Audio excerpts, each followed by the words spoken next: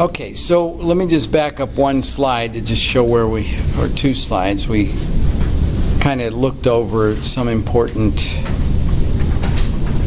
aldehydes and ketones, naturally occurring ones. That's kind of where we left off, and we said, all right, we would pick up with reactions.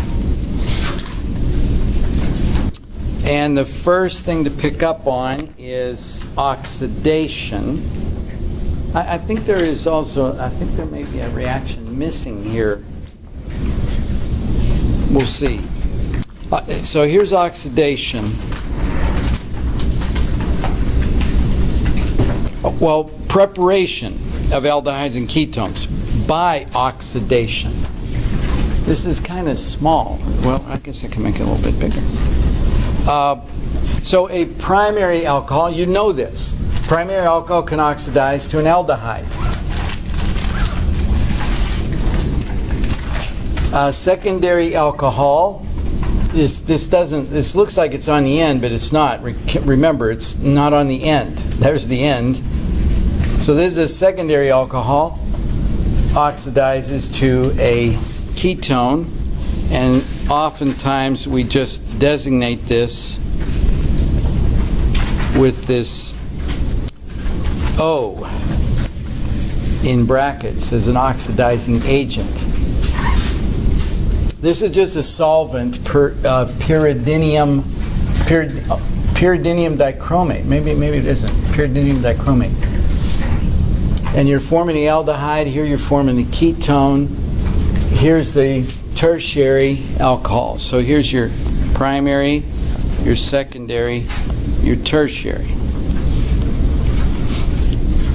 So that's one way of preparing an aldehyde or a ketone.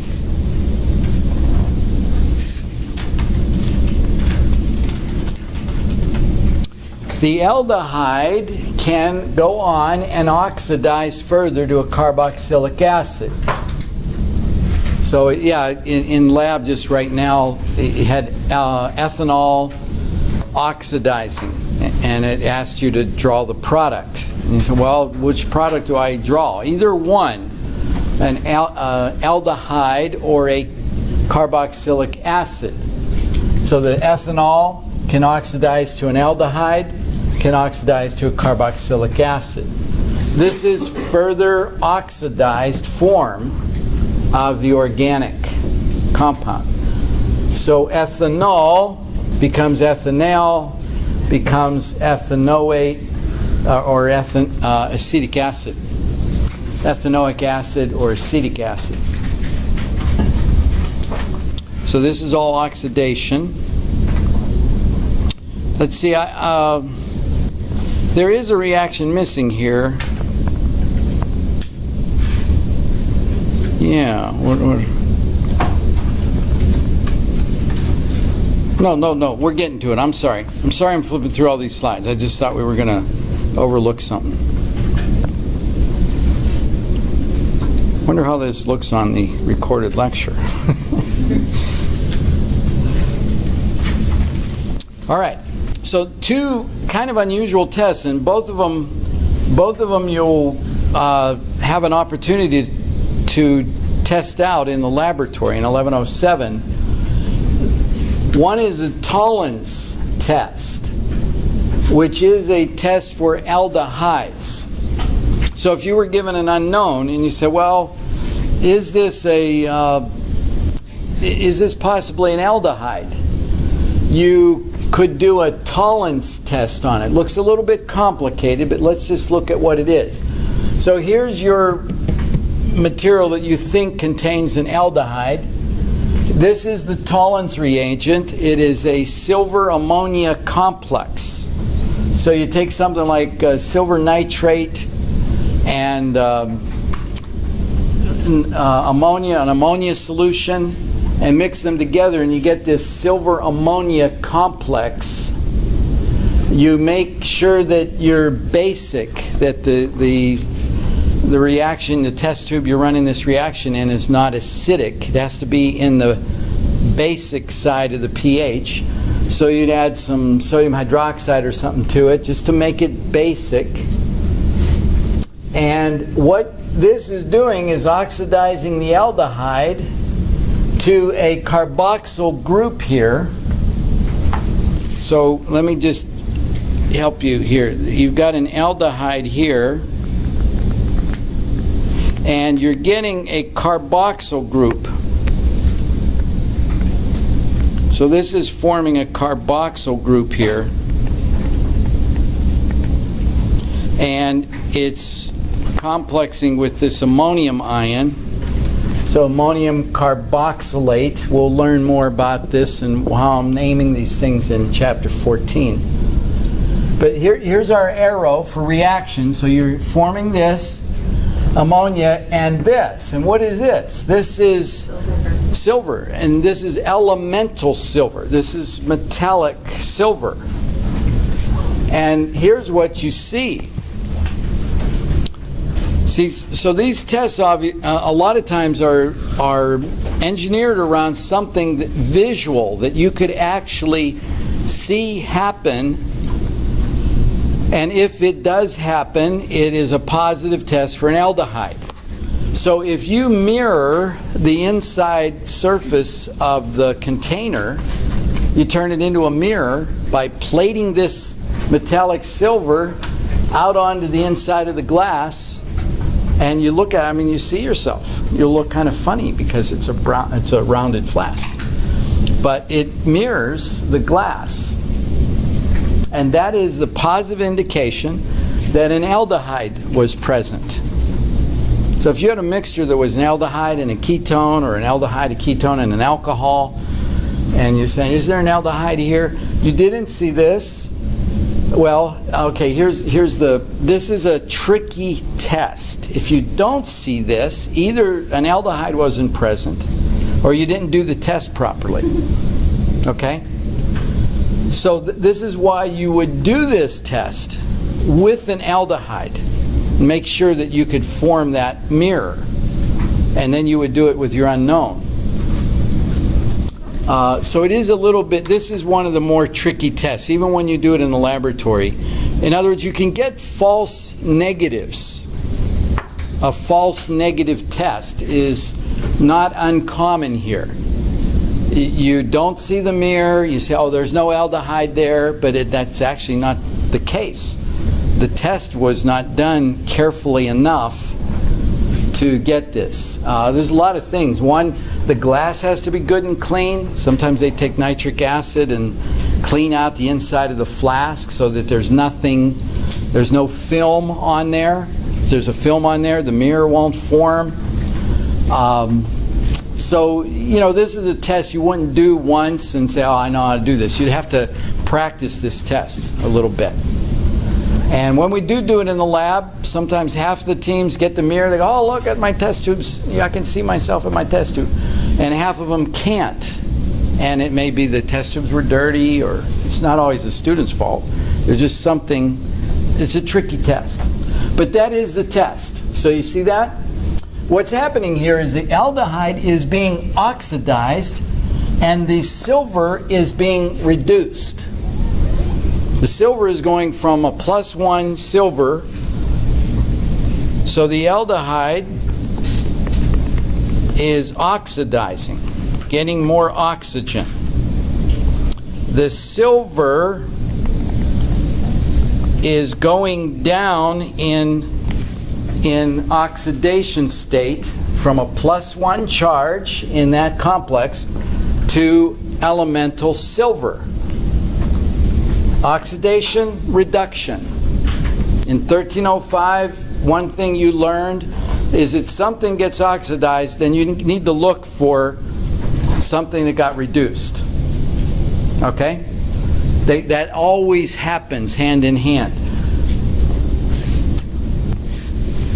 Okay. So that's the Tollens test. And it is a test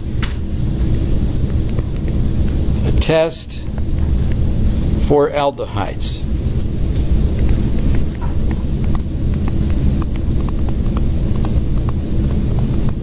Positive Tollens test says there was the presence of an aldehyde in the molecule. All right, here's another one. This is another one. This one is not as sensitive. It's a little bit sensitive, but this one is very, very common. I keep saying this. I should update my information. I keep saying for a long time they used this test to do urine analysis to find out if there was sugar in a urine sample. It was a very simple, straightforward test. I think they still use it. I mean, you can do this in a doctor's office real easily. You go to the doctor's office, they can have little sticks that have copper on them that's blue, and in the presence of an aldehyde, which glucose is. We'll look at this in chapter 16, carbohydrates. Glucose is, among other things, it is an aldehyde. It's got an aldehyde right there. It's got a lot of alcohols on it, which makes it very soluble in water. But it is an aldehyde functional saccharide, and it can get oxidized. Just like what you just saw on the Tollens test, the aldehyde can be oxidized to the carboxylate, and the copper can get reduced. And the beauty of that is that this copper, the Benedict's reagent, is blue, and the reduced form of that copper, so here's Benedict's reagent. This is Benedict's reagent. Copper sulfate. It's a copper sulfate solution. And let me just point out something to you. The things that kind of pop up in these tests a lot of times are these transition metals. So here's our copper. Here's the transition metals. Now, you know, if you take a teaspoon of sodium chloride and put it in water, what color is it? It dissolves. It's not cloudy. Does that have any color? No. Can you tell the difference between salt water and water unless you taste it? Can't. Water white, clear. Same way here, potassium, rubidium, cesium. Those would all be white or colorless. Magnesium chloride, calcium chloride, colorless. Aluminum chloride would be colorless. It wouldn't be as soluble as these, but it would be colorless. But these transition metals are really, really interesting because, well, ferric chloride is yellow. It's not the chloride, it's the ferric ion floating around in the water that makes the water yellow. Copper sulfate, it's not the sulfate, it's the copper floating around. The copper +2 ion floating around in the water makes it blue. Nickel chloride is green. I mean, these things are all different kinds of colors. In the lab this morning, you were using chromic acid, and it was this beautiful, vibrant orange color, orangish reddish color. So these things all have color. That means they actually absorb light in the visible spectrum. Because they're absorbing light, visible light, they actually only let some of it go through, and it's a certain color. This does not absorb in the visible, and all the light comes through, and all light is white light.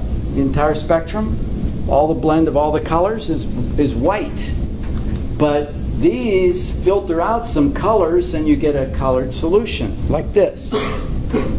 All right, so how do we do this? So this gets oxidized, this gets reduced, it changes colors. The +2 ion is blue, the +1 ion is a rusty red color.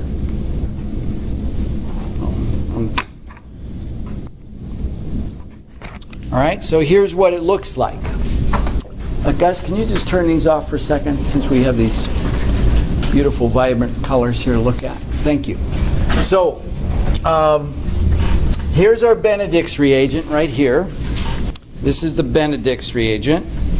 And the left panel, it says we've got 0.5% glucose and 2%. This is before. And this is after mixing them. Here's our 0.5%, and here is our 2%. 8% glucose. All right? So here's our sugar, colorless. The sugars are colorless. Just like you put sodium chloride in water and stir it, no color. You could take a spoon of sugar, stir it in water, no color. They're colorless. So now you take half your Benedict's reagent and dump it in here and the other half in there. And this low concentration, well, let's go over to this one. The 2% reacts with all of the copper and copper 2. So copper plus 2 ion comes around here and forms copper plus 1, which is red. So this is the beauty of the test. You don't need a $500,000 piece of equipment sitting there. All you need are your eyeballs. Anybody who isn't colorblind, they can't be colorblind. You got to be able to see color, and you go, oh, it turned red. There's sugar. So this would be a real quick test. You know, is this person diabetic? Is there got really high sugar content in their bloodstream that they're actually passing it through their kidneys and into their urine? Real quick test. Now, why is this one green? Well, there's not as much sugar here, so it is converting some of this to some of that, but there's some of this there as well. So we're getting a mixture of red and blue, and we're getting green. So you would still say, yeah, there's sugar present here. If it stays blue, now the tricky part about this test, you have to match this up properly, because if this is really highly concentrated, the sugar, it could still be present, but so little of it reacts with the Benedict's reagent that it still stays blue. All right, so you have to get your Benedict's reagent concentration right for the levels of sugar that you are anticipating are there. And we've seen that happen in the lab. We use 5 milliliters of Benedict's reagent. Okay, get a false negative. Get a false negative test. Stay blue. Why? There wasn't enough sugar there to convert enough of the blue to red to make a big change in color. So this points to the fact, whenever you do these kind of tests, you kind of need a control, or you need a solution you know has sugar in it and should make a color change. If you don't see a color change, then something's wrong. Something's wrong in your levels of things that you're putting together. So if it stays blue, there's no sugar? Yeah, right. If it stays blue, there's no sugar. If the test is being run properly, yeah, if you put that into water, it just stay blue. It might be a little lighter blue because it got diluted by your sample, but it still stayed blue. This is actually the color of this ion in water. You will do both of those tests. The Benedict's test you'll actually do twice. You'll do it in the organic portion of 1107, and then you'll do it later when we get to sugars. You'll test sugars with Benedict's reagent. All right, this is, just get real familiar with this slide. We're going from an alkane to an alcohol to an aldehyde to a carboxylic acid. Greater degree of oxidation. Going back in the opposite direction is reduction.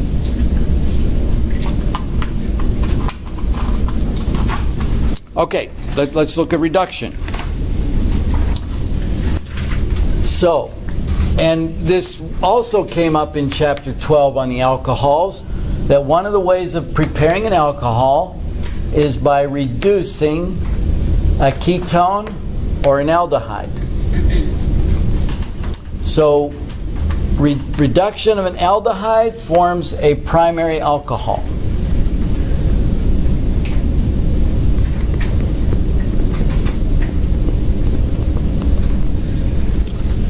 hydrogenation or reduction of a ketone forms a secondary alcohol.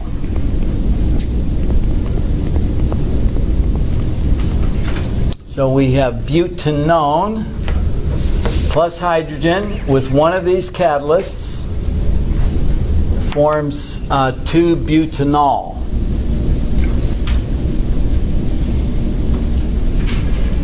And butanol, hydrogenation of butanol forms 1-butanol. Okay, so questions, questions on exams can get that particular. The reduction, for example, the question could be the reduction of a secondary alcohol will produce a carboxylic acid, an alkene, a secondary alcohol, a tertiary alcohol, or will not react. Okay? So should know specifically what it would produce. So the reduction of a, what did I say? Secondary alcohol will produce a, it'll produce an alcohol. The reduction of a secondary, excuse me. Oh, won't produce anything. Won't produce anything. Okay, no reaction. Okay, erase that. The reduction of a ketone will produce a secondary alcohol. Okay, good. No wonder you were looking at me with blank stares. So this is definitely a trick question. It was. Sorry about that. The reduction of an aldehyde will produce a primary alcohol.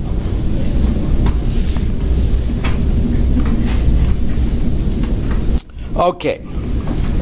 Any questions so far? We talked a little bit about oxidation, Tollens, Benedict's reagent. Those are all dealing with oxidation, one way, shape, or form. The silver was oxidizing the aldehyde to the mirror. The Benedict's reagent is oxidizing the sugar to a carboxyl group. The oxidation of a primary alcohol is forming an aldehyde. The oxidation of a secondary alcohol is producing a ketone. Then we shifted over to reduction. Now just keep in mind that reduction and hydrogenation are synonyms.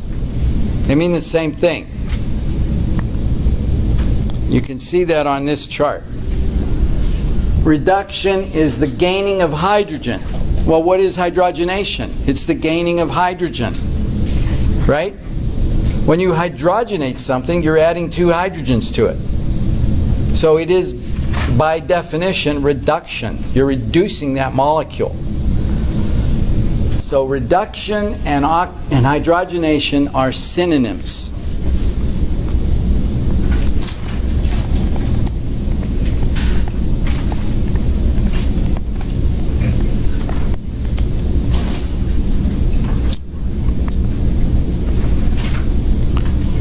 Okay, that brings up, these aldehydes just have a bunch of tricky reactions. Hemiacetal. Let's try to demystify the name a little bit. Hemi. The equator cuts the Earth into 2 hemispheres. So a hemisphere is half of a sphere. So, see that? You already know what an acetal is. A hemiacetal. It's half of an acetal. See that? Look how much you know. And then the next question is, what is an acetal? Right? Well, I really want you to mostly focus on a hemiacetal. And a hemiacetal occurs,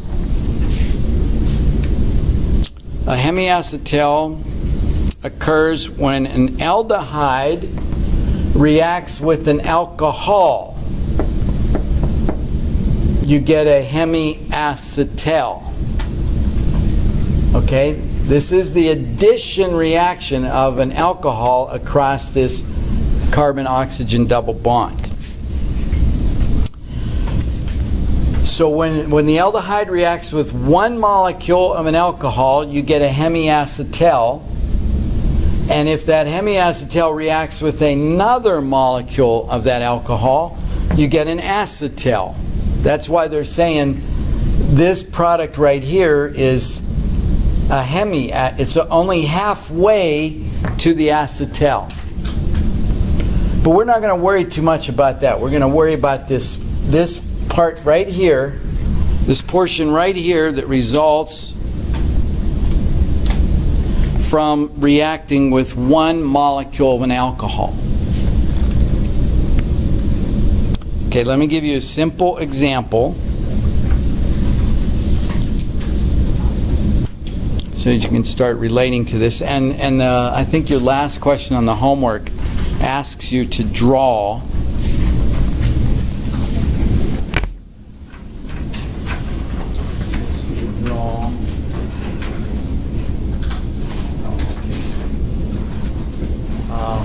thank you.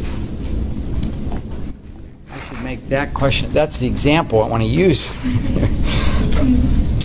Thank you.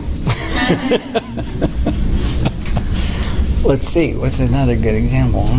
Well, let's just use a different example.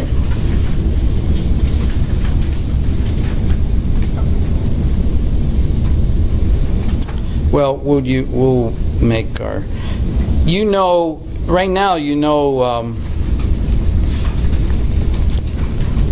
this, that you can add hydrogen across a carbonyl and you get a hydrogen going on there and a hydrogen going on there. That's the addition. Well, what we're going to do, let's say we had this was an aldehyde. That's what we would get. There's where a hydrogen would go. Well, we're going to do that here. Here's ethanol. And let's add the alcohol ethanol. And I'm going to draw the ethanol like this.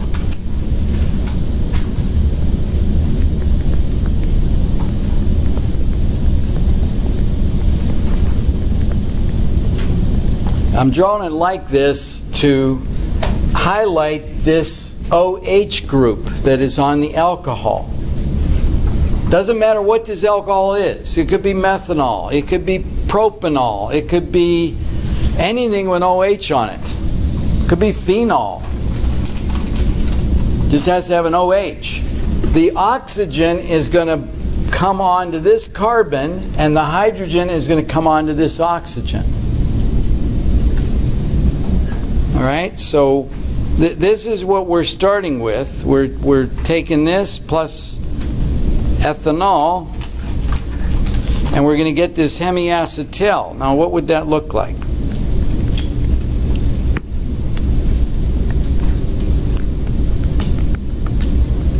There's your oxygen, and here's the hydrogen that went on it.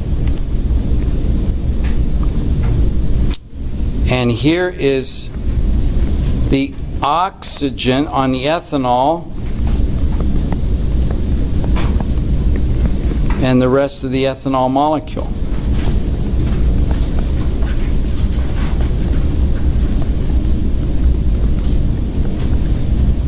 And we've got our hemiacetal.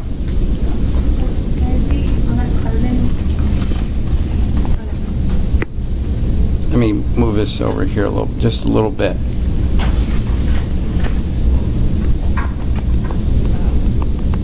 Like that. Is that better? All right, you can see this portion right here? There it is, right there. So that whole chunk of the alcohol binds to that carbon, and that hydrogen is right there. And there's your there's your hemiacetal. And don't worry about naming it.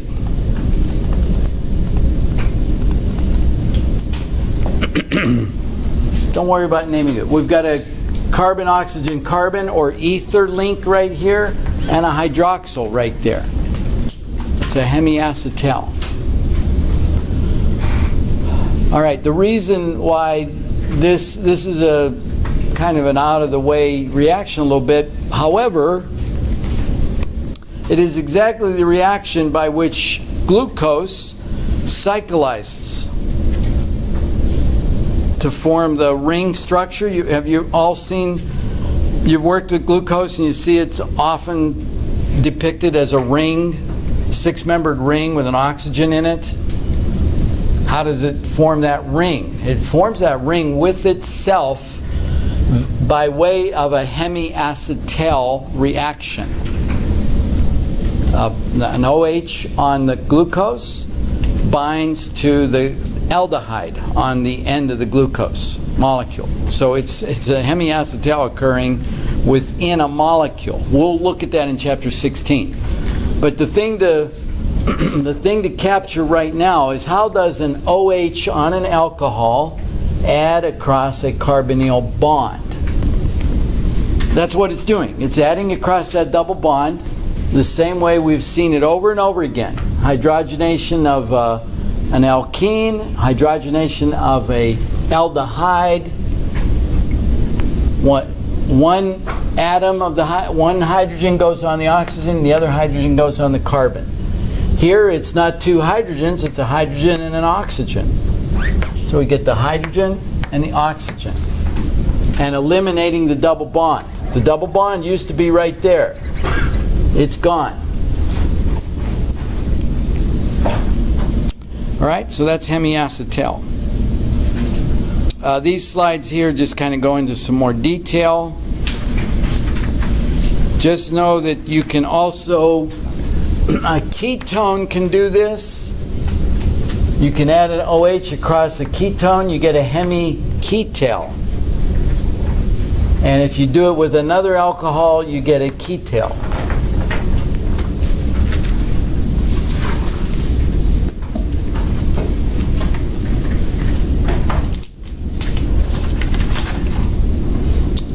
All right.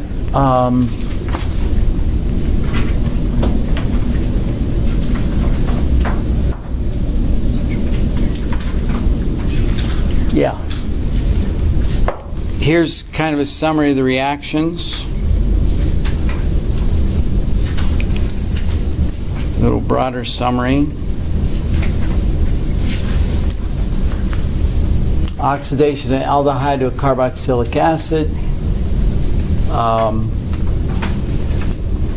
Hydrogenation, that could be an aldehyde or a ketone. If one of those R's is an H, you have an aldehyde.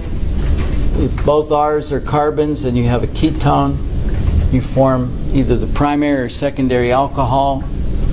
Here's the hemiacetal we just talked about. Here's an example of a hemiketal. I'm sorry. Here's the hemiacetal. And here's an example of a hemiketal.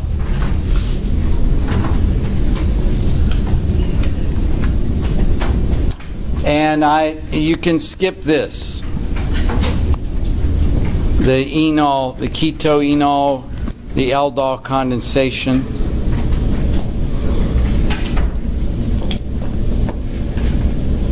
That's chapter 13. All right, so any questions on chapter 13?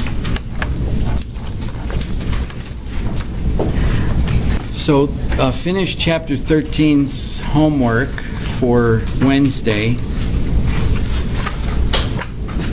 And we do want to get on into chapter 14. Probably a better title here would be carboxylic acids and esters. You're going to see a real keen relationship between the carboxylic acid and the esters. The first we won't get to esters today, but we'll get as far enough to really understand carboxylic acids, and then we'll get into reactions, and one of the main things you can make out of carboxylic acids are esters. All right? So this is chapter 14. This is our fourth major class of compounds, organic compounds. Sometimes you'll see them written as COOH. This is, you've got a carbonyl and a hydroxyl on the same carbon. Keep that in mind. We're not saying that we have a carbonyl and a hydroxyl somewhere on the molecule. They have to be on the same carbon. That is what makes it a carboxylic acid. Rarely do you see it written this way. Back in 1305, you may have seen acetic acid written this way. Here, we would be more inclined to represent acetic acid this way. CH3COOH. There's your carboxylic acid functionality. That's acetic acid. That's your acetate ion. The acetate ion. But see, they're the same formula. There's 2 carbons. There are 4 hydrogens. And there are 2 oxygens. The only thing we got here is we've got these 3 hydrogens on this carbon. You put that in water, those hydrogens don't come off of those carbons. They're not they do not dissociate off the molecule, but that one does. So that's your acidic hydrogen. This is what that COOH group is what makes carboxylic acids acids. So there are lots of, this is, vinegar. You can get this from fermenting things, and sugar will ferment and produce some acetic acid. We'll get into naming. Acetic acid is the common name of this acid, CH3COOH, which I just had there. So this is acetic acid. Or the IUPAC name of it is ethanoic acid. You can see it's a 2-carbon carboxylic acid. Here's the general formula. R can be anything. If R is aromatic, we would have benzoic acid. So here's a 3-carbon carboxylic acid. Propanoic. Propanoic acid, IUPAC name, propionic acid. These kinds of formulas for these molecules are not particularly useful. That you could figure out what the molecular weight of this molecule is, but you could probably draw 5 or 6 different isomers that would have that formula. So you can't kind of go from that formula to a structural formula very easily. So that has limited value. Properties. Carboxylic acids are actually more polar than alcohols. These are the most polar molecules we've come across so far. And again, if you split a line down through here, this is just the pure acid, and this is the acid plus water situation. All right, you don't see, there's no water over here, but the carboxylic acids will hydrogen bond with each other. Negative oxygen to a positive hydrogen, negative oxygen to the corresponding positive hydrogen. The carbonyl can hydrogen bond with another carboxylic acid group. So there's strong hydrogen bonding occurring between the molecules.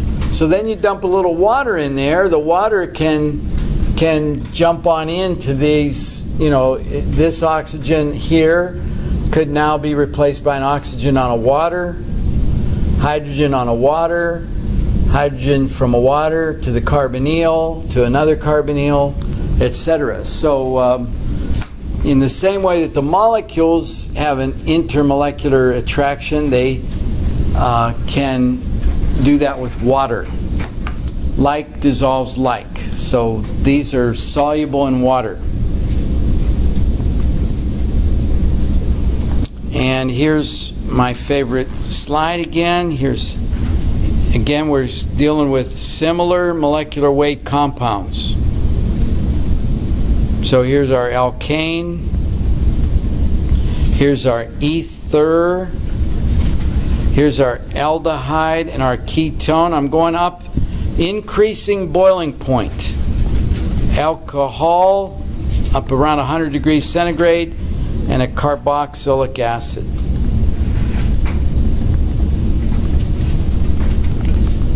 Is up another 20 degrees.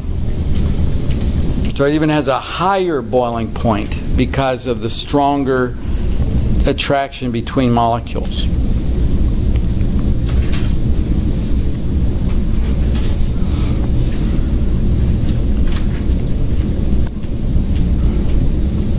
Okay, let's get into nomenclature of carboxylic acids.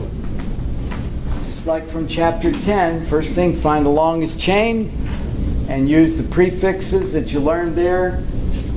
4 carbons long, butane. We're going to take the E off and add oic acid, butanoic acid. All right, so this is butanoic acid. It's got something on carbon number 3, a bromo. So 3-bromo butanoic acid. Do I have the name? Full name? No. So let's write it here. 3-bromo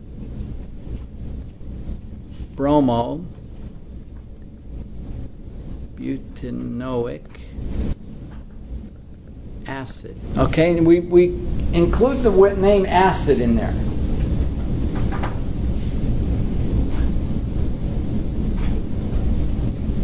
What you're going to see on the slides is when the hydrogen is here, we're saying butanoic acid. When the hydrogen is gone, it is dissolved in water or something, we're going to change the butanoic into butanoate. We're going to change the name a little bit, depending upon whether the acidic hydrogen is here or not here. You'll catch on to that, I think, after a few examples.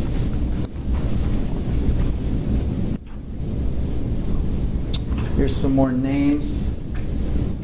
So ethanoic or acetic, propanoic, propionic, 3-methylbutanoic acid. You can see this beta. So here's your alpha, beta, gamma positions from the carboxyl group. So beta-methylbutyric acid. This is something, remember I said I just want you to be aware that Greek letters are sometimes used in the place of numbers. You see the second letter of the alphabet is the 3rd carbon. Why? Because you're indexing off of this. This is the alpha, the beta, the gamma spot relative to that carboxyl group. You can have a carboxyl group on both ends, hexane dioic acid. So we don't go hexanoic, we don't drop the E here because that would just put 2 vowels right next to each other. So it's hexane dioic, 2 carboxyl groups. Hexane dioic acid, propane dioic. So this is malonic adipic. I forget, one of these comes from apples, and forget which. These are naturally occurring acids. One's in apples, another one's in something else. It might show up on another slide here. Okay, here's your key slide for 3x5 cards. Oh yeah, and here's where you get some free medical advice. If you have trouble with fire ants, anybody ever get bitten by a fire ant? Most of you? Okay, top one there. Formic or methanoic acid. That's methanoic acid. Fire ants, they bite you. They're leaving behind a little bit of methanoic acid or formic acid. And, but the last thing you want to rub in a scratch is an acid, okay? But if you do get an acid in a scratch where the ant has broken the skin, left behind a little bit of acid, what would neutralize that acid? A baking soda, a base. So you run in the house, get a little baking soda, put it in water, and wipe it on the spots where the fire ants have bitten you, and it will neutralize the formic acid and take the itch away. And just wipe it off with water and take care of the fire ants. So that's coming from fire ants. Let's take a look at what that formic acid looks like. It looks like this. See, it only has one carbon. It has a carboxyl group. It needs 4 bonds around it. The last bond is a hydrogen. And that's consistent with that formula. And you can see you separate the hydrogen on the carbon from the hydrogen on the oxygen through that COOH group. So the ones that are in blue, you maybe don't need to worry about palmitic, but definitely learn these 4 and these 2 right here. IUPAC and common name. Well, you don't need to know the IUPAC name of oleic or stearic. Just know the name and structure of oleic acid, the name and structure of stearic acid.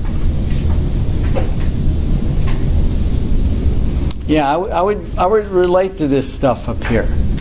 Butyric acid. This is when butter goes bad. It forms butyric acid. And the IUPAC name is butanoic. So butyric is the common. Propionic is the common name. Acetic, formic.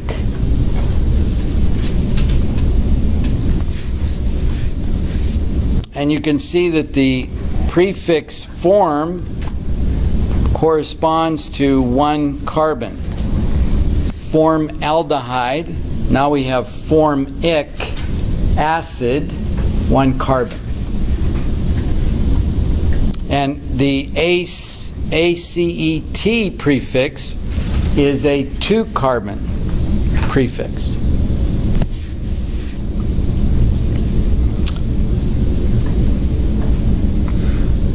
Yeah, so you need 6 3x5 cards there. Citric acid from oranges and lemons and limes. Adipic. Okay, adipic is beet juice. Malonic must be apple juice. And you can see adipic is a dioic acid. It's got a carboxyl group on both ends. Lactic acid in yogurt or in muscles that have been exercised too much. Actually, the metabolism, anaerobic metabolism. You're running real hard, you're running out of oxygen, your body starts metabolizing the sugar a little bit differently, and it gives off lactic acid.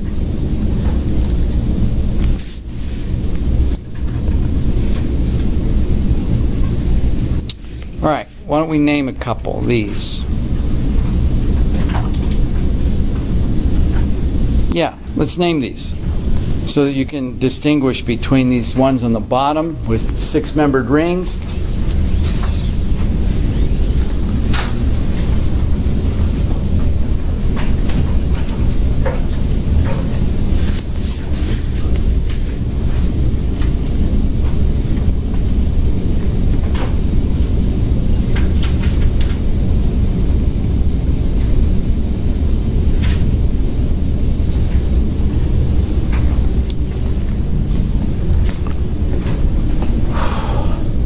Carlos, in a minute, you give us the name to the top one.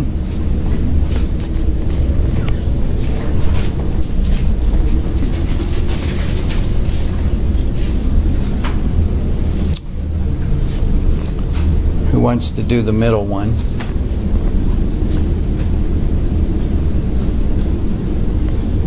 I didn't give Carlos a choice, did I?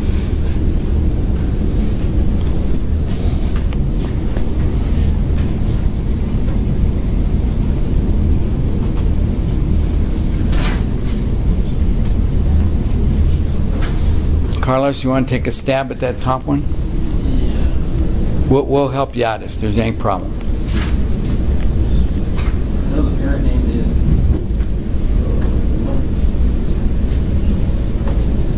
X on the bromo for you first. Wait, count that again. How many carbons? Oh, pentanoic acid. Yeah, pentanoic. Pentanoic acid. Yeah. Yep, that's a good place to start. 2 bromo. 2 bromo. 3 methyl. Wait. 4 methyl. Pentanoic acid. Pentanoic. Pentanoic. Yeah. Pentanoic. Pentonic. Is that a rock band? No, I don't know. Pentatonics is a acapella band. Pentonics. Pentatonics. Pentatonics. Okay. This is pentanoic. We can start our own band. We can get the copyright on the name. Good, Carlos. Okay, I got it all scrunched together there, kind of, but all right. The middle one. How about this table here, or this row? Someone in this row. You go ahead. Give us a try. I think there's 8 carbons. So, is it octanoic? Is that how you say it? Yeah, octanoic acid. Everybody agree there's 8 carbons? Yes. Okay. And then is it 2,5,7 tribromo? Yeah. 2, comma. 1, 2, 3, 4.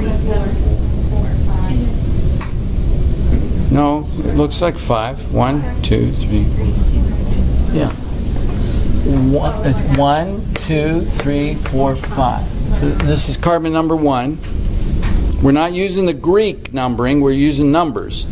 So that's 1, 2, 3, 4, 5, 6, 7. Okay. 1, 2, or 2, 5, 7 tribromo. Yes? Tribromo octanoic acid. Okay. These look kind of similar, but they're not. What do you have for this one? Yes, cyclohexanoic. Because, I mean, without that right there, it is cyclohexane.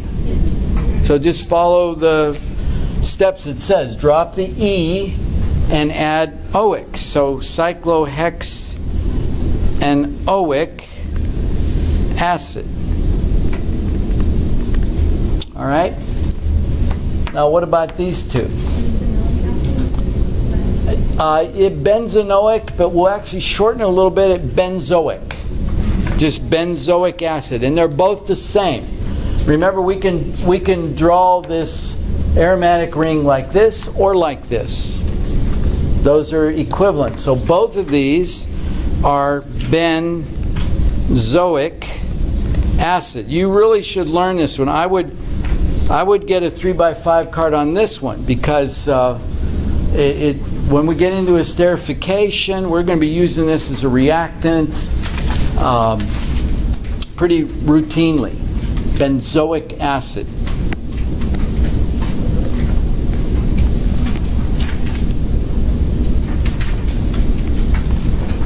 Yeah, there may... Google might have benzenoic as an optional name, but this is the more common name.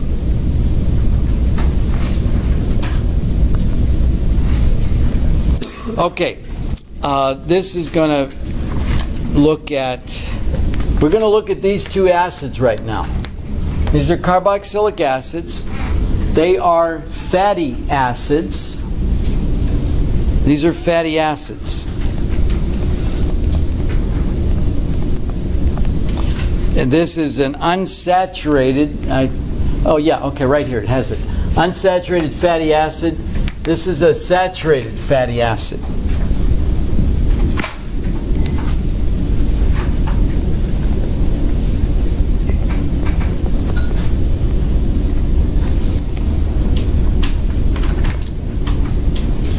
So let's just cover their structure and understand a little bit.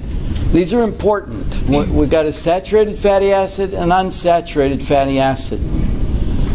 What do we mean by that? Well, you've heard these terms. Now you know what these terms mean.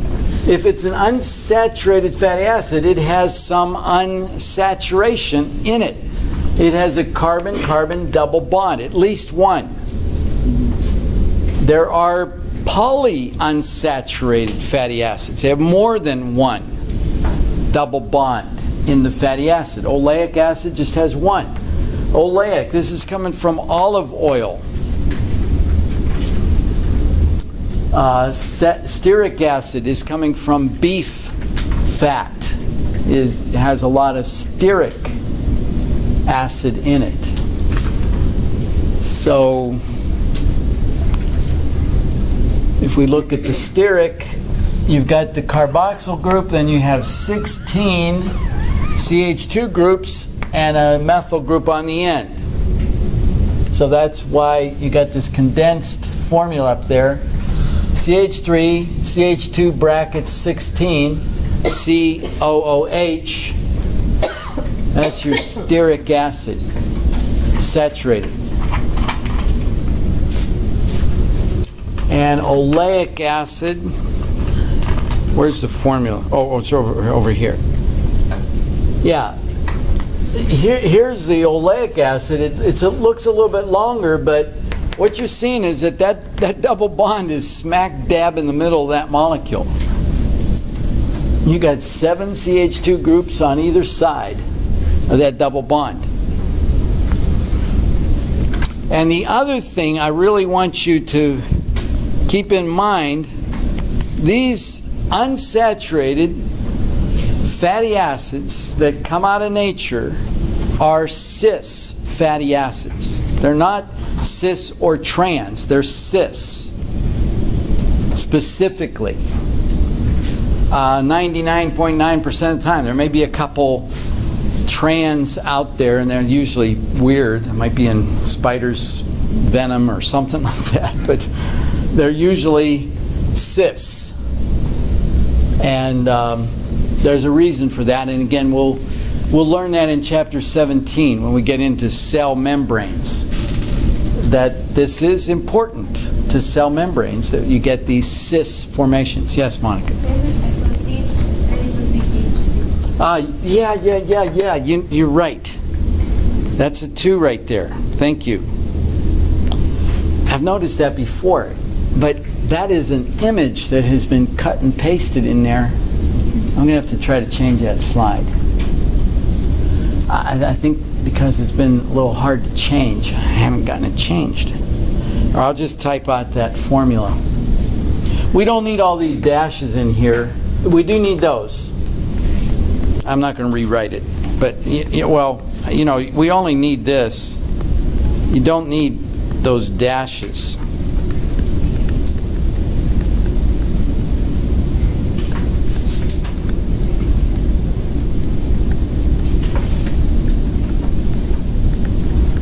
Yeah. So that's oleic acid.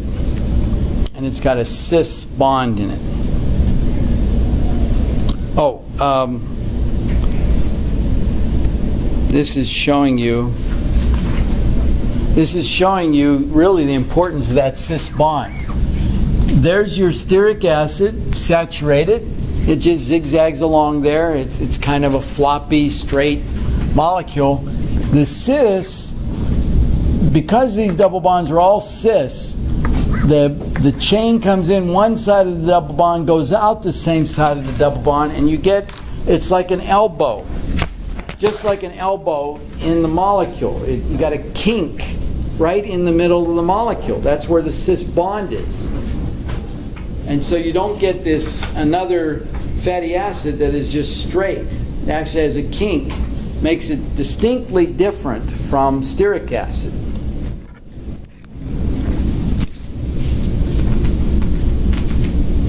Okay, I always kind of like to get to a point we can jump into reactions, like how to make carboxylic acids from aldehydes, and then we'll go on to 3 really, really important reactions you'll use a lot in here and in the lab. Yes. Do you want the chapter 14 homework? Yes. I think I have it.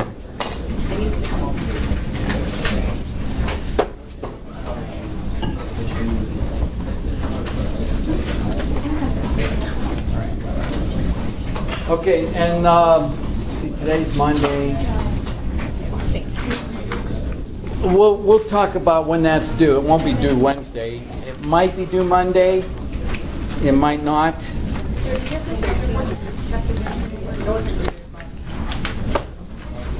And chapter 13 homework is due when you arrive on Wednesday.